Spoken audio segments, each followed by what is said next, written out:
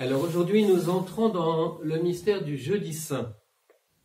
C'est le premier jour de ce que l'on appelle le Triduum pascal, la période de 3 jours pendant laquelle l'Église célèbre la passion, la mort et la résurrection de Jésus.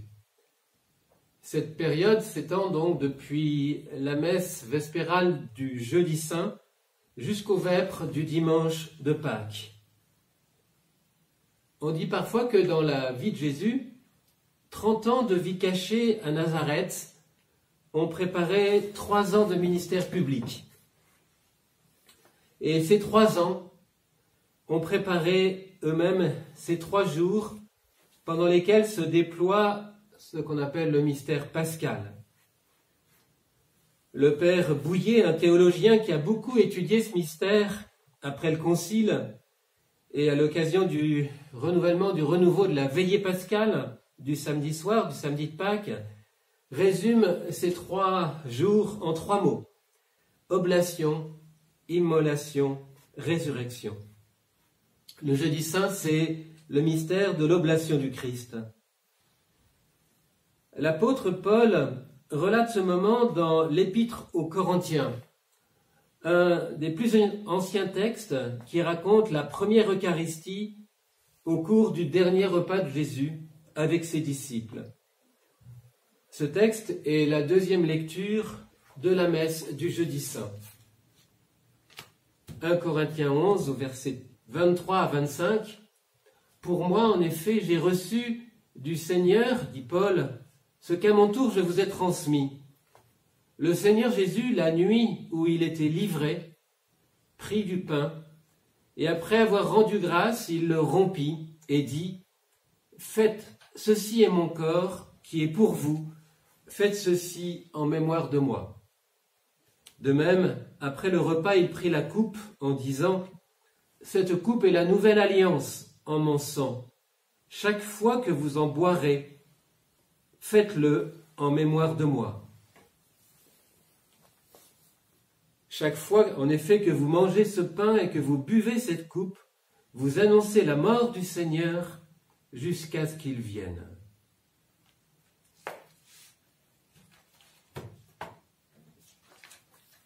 Telle est la façon dont saint Paul nous rapporte l'Eucharistie, l'institution de l'Eucharistie. Et Jésus, en présentant à ses disciples le pain rompu et le vin répandu comme son corps et son sang, en fait, Jésus donne sa vie. Mais il l'offre en sacrifice volontaire. Son sacrifice est un acte souverainement libre où s'exprime la gratuité de son amour. C'est pourquoi il a dit dans Jean, chapitre 10, verset 17, « Je donne ma vie, personne ne me l'ôte, car j'ai reçu ce pouvoir de mon Père. » Le Jeudi Saint, c'est vraiment le jour du don, en sacrifice volontaire. Un théologien récent, le père Urs von Balthasar, indique qu'à cet instant, Jésus peut encore, d'une manière décisive, disposer de lui-même. C'est un acte entièrement libre. Mais il sait que son heure est venue, l'heure pour laquelle il est venu. C'est l'heure tant attendue de la scène de l'institution eucharistique. La scène, c'est le don gratuit de sa vie pour les siens, par sa mort librement acceptée. Jésus annonce sa mort, et s'il se donne librement, c'est en vue de la passion. Et il est en même temps celui qui dispose, en instituant l'Eucharistie qui est la nouvelle alliance en son sang, mais il est aussi celui dont on dispose dans l'obéissance à l'heure décidée par le Père, donc dans l'obéissance au Père, à la volonté du Père, à cette heure où il va être livré. Donc, dans l'oblation du Jeudi Saint, Jésus annonce l'immolation du Vendredi Saint. En s'offrant comme le véritable agneau pascal, il se révèle comme l'agneau qui porte et qui ôte le péché du monde et dont le sang versé opère notre réconciliation avec Dieu. Le sacrifice du Christ, c'est cette lutte à mort, selon l'expression du père Bouillet, une lutte à mort contre les puissances des ténèbres. Mais c'est la nécessaire contrepartie avec la réconciliation, la nécessaire contrepartie de la réconciliation avec Dieu. Le Père Daniel Ange, dans une méditation sur le mystère pascal, nous décrit cette nuit où Dieu livre l'amour. Le Père a tout remis entre ses mains. Il le sait, Jésus. À son tour, le voilà qui se remet tout entier entre les mains de ses frères. Ils ne le savent pas. Ni de quelle altitude vient ce geste si simple, ni vers quelle latitude il les mènera. Ils ne comprennent pas, mais déjà ils en sont illuminés. Avant de dire à ses bourreaux, « Voici mon corps », Jésus dit aux siens, « Ceci est mon corps ». C'est ainsi qu'il se livre, au premier en toute liberté, au second en toute vérité. Avant que Judas ne le livre aux mains du grand prêtre, c'est lui, le grand prêtre, qui se livre entre les mains crispées de Judas. Agneau tombant dans les griffes de la bête, étrange descente aux enfers. Il n'est pas trahi, il se trahit. Aucune mainmise sur lui ne sera possible. Il s'est lui-même remis entre d'autres mains. Il semblera dominé par les événements. En réalité, c'est lui qui règne sur eux. Son oblation devance son arrestation. Son arrestation ratifie son oblation. Cette galette de pain qui craque entre ses doigts, ce vin qu'il verse dans la coupe, ce ne sont pas des gestes en l'air. Dans quelques heures, son corps sera ainsi rompu d'épuisement et son sang répandu sur les pierres de Jérusalem. Ce sont des prophéties. Et bien plus que des prophéties, ils déclenchent ce qu'ils expriment. L'Eucharistie engage la passion. La passion exige l'Eucharistie. Ce lien entre Eucharistie et passion, on pourrait dire entre jeudi saint et vendredi saint, ce don volontaire de Jésus lui-même en vue de la passion, les pères de l'Église l'ont très vite explicité. Ainsi, par exemple, Cyprien de Carthage, celui qui s'est offert au tourment et à la mort, au regard de Dieu, a souffert en réalité tout ce qu'il a accepté de souffrir. Et puis, saint Éphrem, il rompt le pain de ses propres mains en signe de l'offrande de son corps. Il mélangea la coupe de ses propres mains en signe de l'offrande de son sang. Lui-même s'offrit en sacrifice, prêtre de notre propitiation. Et puis, saint Augustin, ce que vous découvrez dans le pain est pondu à la croix. Ce qui est dans la coupe a coulé de son côté. Jésus lui-même a donné le sens de ce qu'il accomplit pour nous-mêmes. Il dira, il avait dit, c'est relaté dans l'évangile de Jean, « Celui qui mange ma chair et boit mon sang a la vie éternelle, et je le ressusciterai au dernier jour. Car ma chair est vraiment une nourriture, et mon sang est vraiment un breuvage. Celui qui mange ma chair et boit mon sang demeure en moi, et moi je demeure en lui. » Jésus prend du pain, et il dit « Ceci est mon corps ». Il prend la coupe de vin, et il dit « Ceci est mon sang, faites ceci en mémoire de moi ». Les pères de l'Église, les premiers théologiens ont tout de suite compris le réalisme de l'institution de l'Eucharistie. Le réalisme sacramentel est total. Un père ancien, Théodore de Mopsuest, a écrit « Le Seigneur ne dit pas « Ceci est le symbole de mon corps », mais « Ceci est mon corps ». Sur le calice, il ne dit pas non plus « Ceci est le symbole de mon sang », mais « Ceci est mon sang ». Il voulait en effet que nous regardions ces éléments une fois qu'ils ont reçu la grâce et que l'Esprit les a touchés, non comme des matières ordinaires, mais comme son corps et son sang. Olivier Clément, un théologien orthodoxe, écrit « Le pain se transforme absolument en corps du Christ, le vin en son sang. Le changement est intégral et ne se discute pas. » Donc le pain que nous recevons n'est pas un signe de communion fraternelle comme pour le partage d'un repas. Saint Ambroise de Milan dit « Le Seigneur Jésus lui-même le proclame, ceci est mon corps ». Avant que la bénédiction proférée par ces paroles célestes, une autre réalité est désignée. Mais après la consécration, c'est le corps qui est signifié. Le même Seigneur proclame qu'il y a là son sang. De semblable manière, il y a avant la consécration une substance autre que celle qui reçoit, après la consécration, le nom de sang. Et toi, tu dis « Amen », c'est-à-dire « c'est vrai ». Ta bouche le profère, que ton esprit le confesse, ce que la parole proclame, que ton cœur le ressente. Jésus donne lui-même donc le sens de l'institution et c'est le grand mystère de la foi. Tel est le mystère de la foi. Après la consécration, dans la liturgie de l'Eucharistie, le prêtre s'écrie « Il est grand le mystère de la foi ». Et cela suscite la réponse du cœur des fidèles.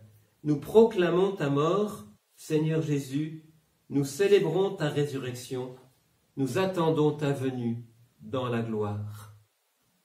Dans l'Eucharistie du jeudi saint, de la nuit, du soir du jeudi saint, cette acclamation prend tout son sens. Nous proclamons ta mort, Seigneur Jésus, mais nous attendons, nous célébrons ta résurrection, nous attendons ta venue dans la gloire. Alors, ce soir, nous ne pourrons pas, pour la plupart d'entre nous, communier au corps et au sang du Christ.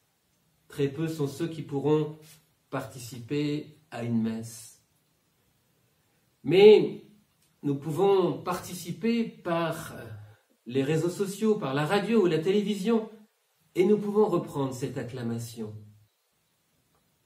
Nous pouvons aussi nous associer à l'offertoire. Parce que dans l'offertoire, dans ce moment donc où nous offrons le pain, le vin, comme Jésus lui-même a offert sa vie, ce qu'il est, à travers le signe du pain et du vin, dans l'offertoire, c'est toute notre vie que nous présentons au Seigneur, que nous lui offrons, pour que l'Esprit Saint la couvre de son ombre, la sanctifie et la transforme. Le père von Balthasar dit « Le sacrifice invisible dont la chose offerte est le signe, c'est l'offrande que l'homme fait à Dieu de son esprit. » À travers le signe visible, c'est vraiment aussi une offrande invisible que nous pouvons faire, l'offrande de nous-mêmes. Dans cette offrande, c'est notre corps, puis notre pain, puis notre vie que nous lui donnons. Et il nous les rend devenus lui-même dans cet admirable commerce selon lequel il nous revaut comme un don et un bienfait ce que nous lui aurions accordé, en nous restituant transformé ce qu'il a reçu de nous. Ce soir, nous pouvons poser sur l'autel spirituellement, d'une façon invisible, nous pouvons poser nos vies pour que le Seigneur, offrir nos vies à Jésus pour qu'il vienne les revêtir de son Esprit Saint et qu'il les transforme. Car effectivement, dans l'offertoire, ce pain et ce vin résument le mystère de toute notre vie, de ce qu'elle est aujourd'hui comme joie et comme souffrance, de ce qu'elle porte aussi d'espérance. Ce mystère de notre vie que nous présentons au Seigneur pour qu'il vienne l'habiter de sa présence. Effectivement, c'est bien que le pain et le vin sont le fruit de la terre, comme l'homme tiré de la poussière. Le grain est broyé sur l'air, le raisin dans le pressoir, comme l'homme broyé par son péché, comme Jésus déchiré par la main des hommes. Il n'y a pas de pain sans eau qui lui donne sa forme, l'eau, le signe du baptême. Il n'y a pas de pain sans feu qui lui donne sa consistance, le feu symbole de l'Esprit Saint. C'est toute notre humanité que dans le pain et le vin, Jésus offre à son Père. C'est pourquoi saint Augustin dira « C'est le mystère de vous-même qui repose sur la table du Seigneur, c'est le mystère de vous-même que vous recevrez. » Offrons nos vies ce soir à Jésus en les posant spirituellement sur l'autel, dans la messe à laquelle nous pourrons participer, pour que Jésus vienne vraiment l'investir de sa présence, l'habiter, la transformer. Nous pouvons aussi reprendre le geste que Jésus a fait en lavant les pieds à ses disciples. Nous savons que dans la liturgie eucharistique est repris ce rite du lavement des pieds. Nous savons que dans l'évangile de Jean, il n'y a pas le récit de l'institution de l'Eucharistie, mais ce rite du lavement des pieds. Et il nous apprend comment dans la communauté eucharistique, nous devons nous considérer les uns par rapport aux autres. Comment nous devons nous servir les uns les autres, en nous aimant les uns les autres, comme lui, Jésus nous a aimés. À travers ce signe que nous pouvons peut-être faire soit en famille, soit avec ceux avec qui nous vivons, eh bien, d'une certaine façon, nous nous associons aussi à l'Eucharistie, nous devenons une communauté eucharistique.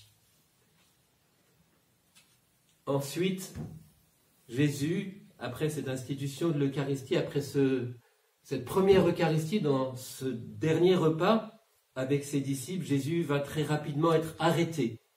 Et ce sera le temps de l'angoisse à Gethsémani, puis la nuit de sa passion. Pour conclure, écoutons encore Daniel Ange, qui nous raconte cette grande nuit, cette peut-être plus longue nuit de Jésus. Ce grand jeudi a été pour Jésus le jour le plus long de sa vie. Il ne s'est pas couché, sinon sur la croix. Il ne s'est pas reposé, sinon dans les bras de son Père. Ses paupières ne se sont pas fermées qu'il ne nous ait trouvé une maison, son cœur ouvert. Ses bras n'ont pas fléchi jusqu'au coucher du soleil, tant que, par ce cœur ouvert, la paix ne se soit répandue dans un monde de bagarres, de vengeance et de souffrance. À chaque semaine sainte, il en est ainsi pour nous. Rien dans la liturgie n'est saisissant comme ces heures qui s'écoulent entre la messe du jeudi soir et la liturgie du vendredi saint.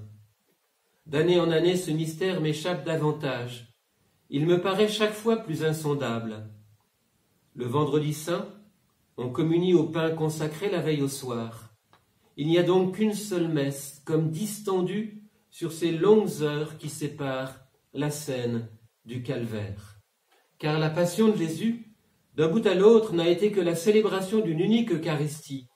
Dans un premier temps, il fait, dans le second, il laisse faire. L'offrande du jeudi soir est consommée le vendredi soir. La scène, c'est l'offertoire. Le cœur ouvert, c'est la communion, mais déjà donnée à la scène. Durant cette nuit, heure par heure, on suit l'interminable chemin depuis la chambre haute jusqu'au calvaire. Et je me dis, ainsi devrait s'écouler la journée de notre vie, consacrée une fois pour toutes, et demeurant dans un état permanent d'offrande jusqu'à ma communion finale, quoi qu'il arrive.